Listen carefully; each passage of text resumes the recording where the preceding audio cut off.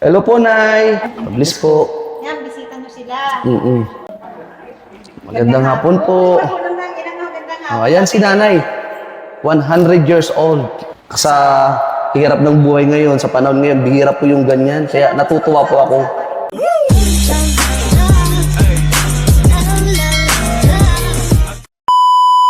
Hello guys! Magandang hapon sa ating lahat.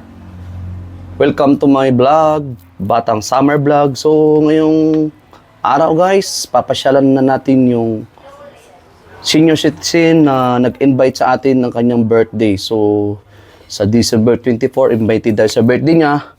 Pero bago yan, dahil excited nga tayo, pupuntahan muna natin siya para makilala natin in person. So, sa personal, gusto ko siya makilala guys. So, hindi naman ako papayag na pag binisita kita sa bahay nang wala akong dala. Actually, hindi ito nanghingi ng tulong. Ang gusto lang niya, ma-invite niya ako sa araw ng kanyang birthday, sa December 24. So, ngayon, gusto natin siyang pasyalan. So, sabi ko nga sa'yo, hindi ako pupunta sa bahay niya nang wala akong dala. So, ngayon, papakita natin guys, may dala tayo isang sakong bigas para sa kanyang pamilya at saka Panitso Buena na 1,000 grocery. So, pasyalan na natin guys, tara! Ayan guys, so karga na tayo ng pang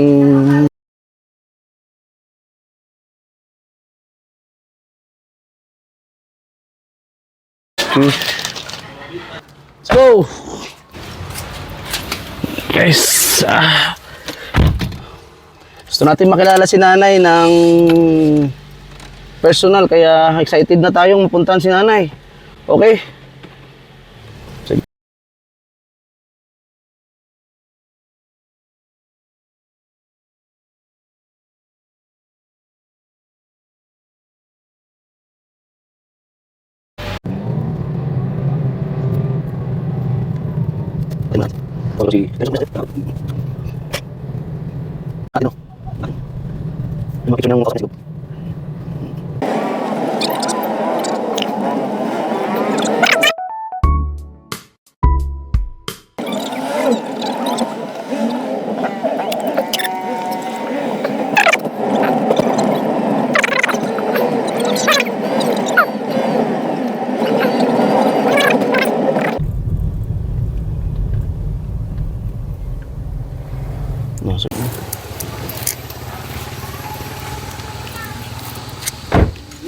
Pwede magtanong, yung si Bern, yung 101 na, ay 100 years old, dito, dito.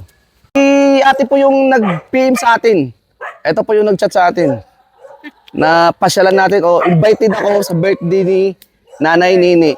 Ayan. Kumusta po kayo? Magandang hapon. Nanay, eto na sila. Hello po, Nay. Mabilis po. Yan, bisita nyo sila.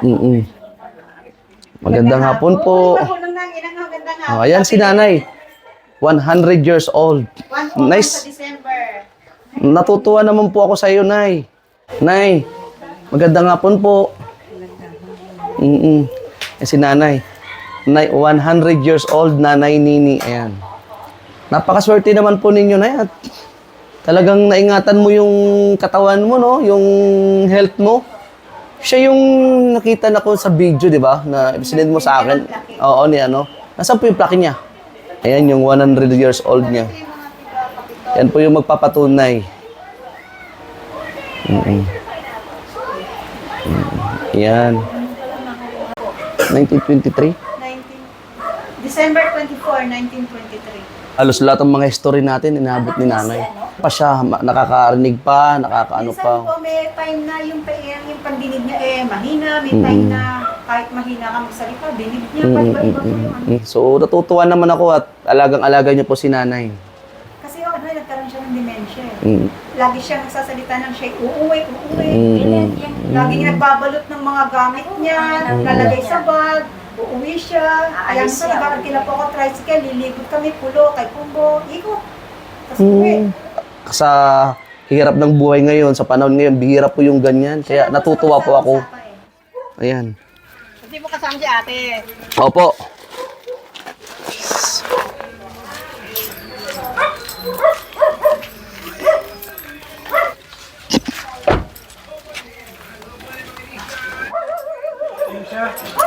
Tinamahan yung likod. Mm.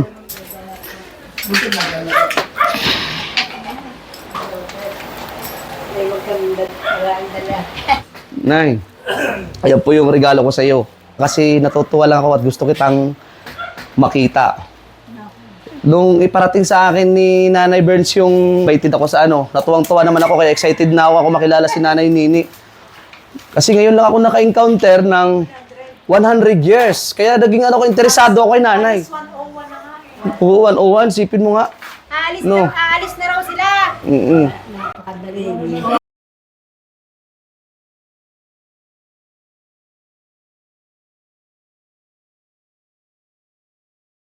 Ayun yung bigay niya sa inyo na.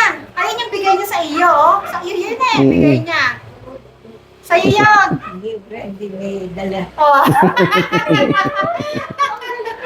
Opo. Para po mayroon na po kayong panghanda sa Pasko. Labis ako natutuwa at nakilala po namin kayo at napuntahan. Maraming salamat po, Nay, ha. At nakilala namin kayo.